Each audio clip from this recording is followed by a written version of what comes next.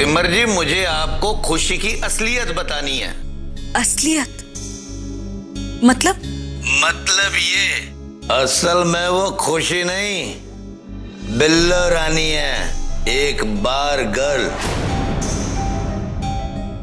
बहुत ही अजीब कपड़े, जैसे कि किसी बार डांसर के। दीदी ये डीवीडी हमारी है, हमने ऑर्डर की। आज रात रोजी बार में तेरे डांस का जलवा होगा। बस तू समय पर पहुंच जाना मेरी बिल्लो रानी। 7:30 बजे। आखिर खुशी हम सबसे अपनी असलियत क्यों छिपा रही है? यकीन नहीं आता।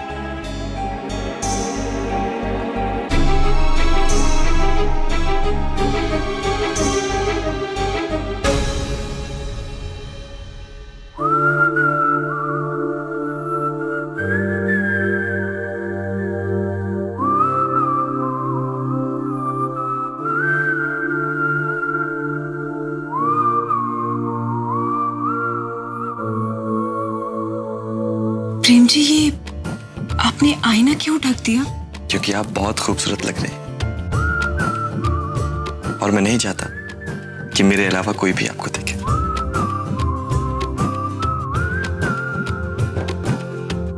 फिर आपको किसी की नजर लग गई तो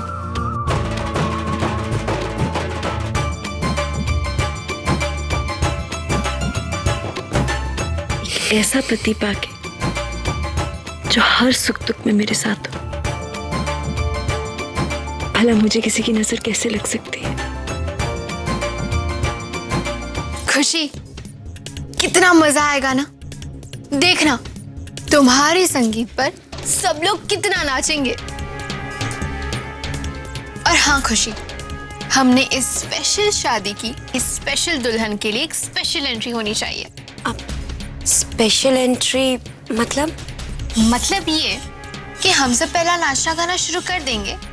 I mean, थोड़ा बहुत माहौल बनाएंगे।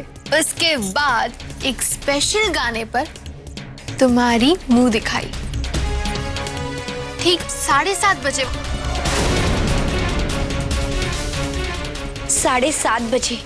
अबे इसका मतलब सिमर ने इसे फोन वाली बात बता दी है। सच कहते हैं, जब मुसीबत आती है ना तो चारों तरफ से आती है। अरे रोली, खुशी, जल्दी चलो, माताजी ने सबको कमरे में बुलाया है, कुछ जरूरी बात करनी है। जल्दी आना। हाँ,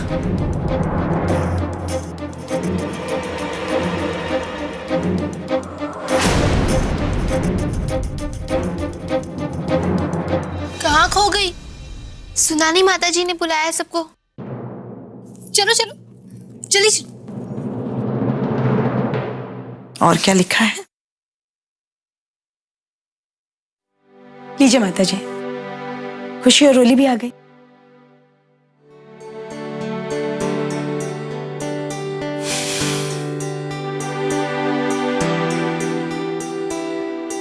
मैंने आप सबको यहाँ शादी की जिम्मेदारी सौंपने के लिए बुलाया है। सुजाता बहू और सिमर, आप दोनों पर मेहमानों के खाने की जिम्मेदारी होगी। जी। छोटी जी, करुणा बहू, आप दोनों मेहमानों का स्वागत करेंगी। दो समगने। जी। उमा, परी, तुम दोनों मेहमानों के बैठने की व्यवस्था देखोगी। और ओली, तुम खुशी के साथ रहोगी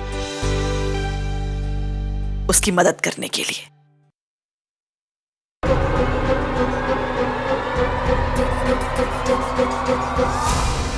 मैंने आप सबको ये जिम्मेदारी इसलिए बांटी है ताकि किसी चीज में कोई कमी न रह जाए। कहने का मतलब ये है कि ध्यान रहे, कोई गलती ना हो। मैं चाहती हूं कि जैसे इस घर की बाकी शादियां हुई हैं, वैसे ही ये शादी भी पूरी शान, मान मर्यादा और परंपरा के साथ संपन्न हो।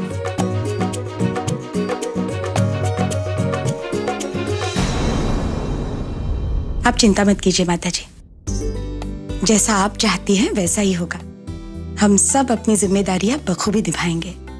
हाँ, समझने वाली बातें जीजी, भाई सब कुछ बढ़िया हो जाएगा। और वैसे आप जब घर में नहीं होती तो सब कुछ मैं ही तो ऑर्गेनाइज करती हूँ। पूछो, आपके बाद घर में सबसे बड़ी मैं ही तो हूँ।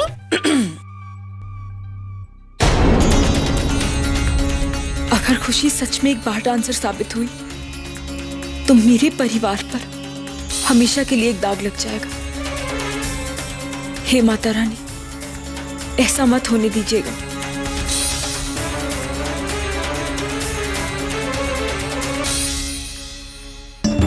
अगर ये खुशी इस घर में बहू बनकर आ गई तो हमारे परिवार पर हमेशा के लिए ग्रहण लग जाएगा।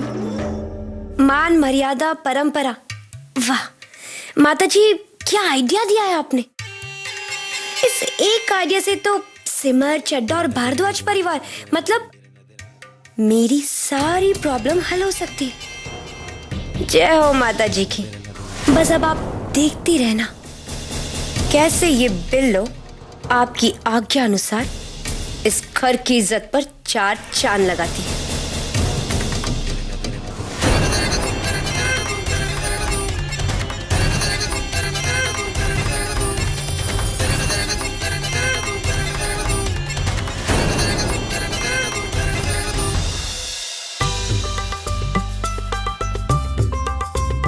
समझ गई ना खुशी बेटा? जी माँ जी, आप बिल्कुल परेशान मत होइए। जैसा आपने कहा है हम बिल्कुल वैसे ही अच्छे से तैयार होकर आ जाएंगे। ठीक है, अभी मैं चलती हूँ, बाहर बहुत काम बाकी है। माँ जी,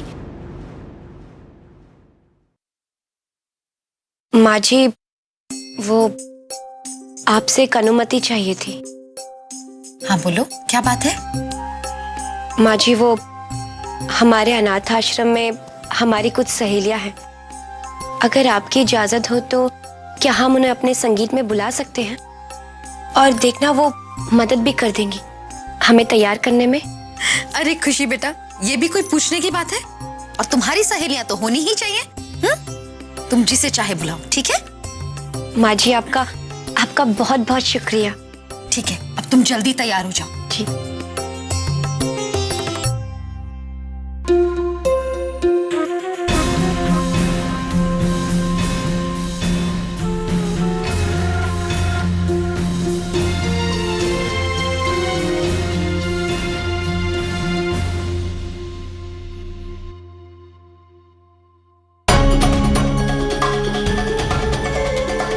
अरे ये क्या, करुणा चाची जी तो खुशी के कमरे से बाहर जा रही हैं।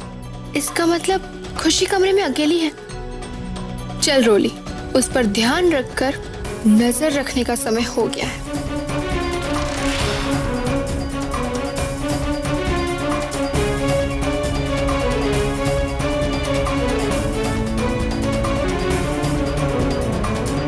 करुणा कमरे से बाहर चली गई, ये समझने वाली बात है। ये खुशी तो अपने कमरे में अकेले बढ़िया सा प्लान बना रही होगी। हाँ? चल चल मनोरंजन, चल।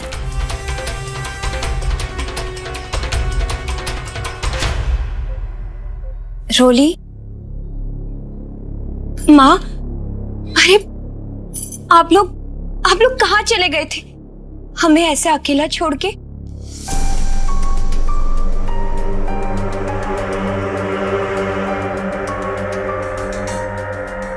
ये क्या हो गया तुझे खुशी? वो हम अकेले थोड़ा डर गए थे। वो क्या है ना माँ, हमें इन सारी चीजों की आदत नहीं है। इतने सारे लोग होंगे, इतनी भीड़ भाड़, अरे ये सब सोच सोच के हमें बहुत घबराहट होती है। माँ, रोली जी, आप लोगों से विनती है, हमें अकेला छोड़ के कहीं मत जाइएगा। प्लीज हमारे साथ ही रहिएगा।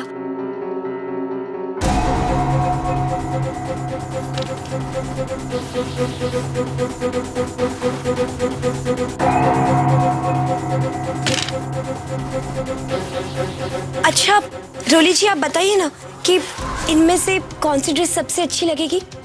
हमें संगीत में कौन सी वाली ड्रेस पहननी चाहिए? हमें तो कुछ समझ में नहीं आ रहा, बताइए ना। ये खुशी को अचानक क्या हो गया? इससे तो इस समय 7:30 बजे की टेंशन होनी चाहिए थी, उल्टा ये तो लगता है कोई नई प्लानिंग किए बैठी है ये। लेकिन कैसी प्लानिंग? ये मरी तो अपने चेहरे की तरह अपनी चॉइस भी बदलती है। उस दिन तो फाइनल हो गया था कि यही ड्रेस पहनना है, फिर ये रोली से क्यों पूछ रही है?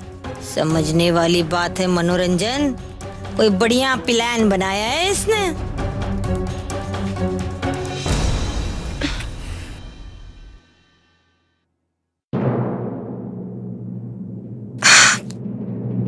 क्या बात है रोली जी,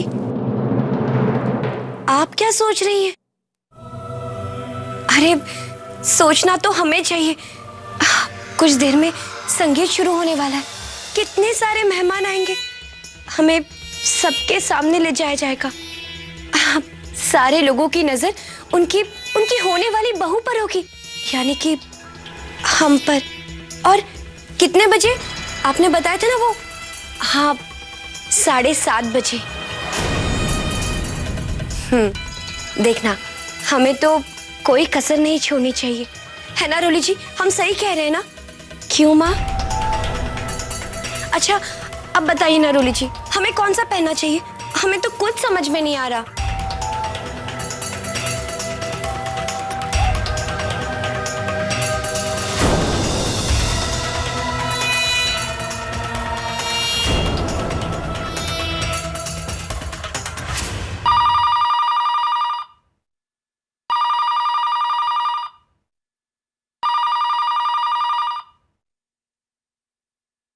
हेलो, कौन?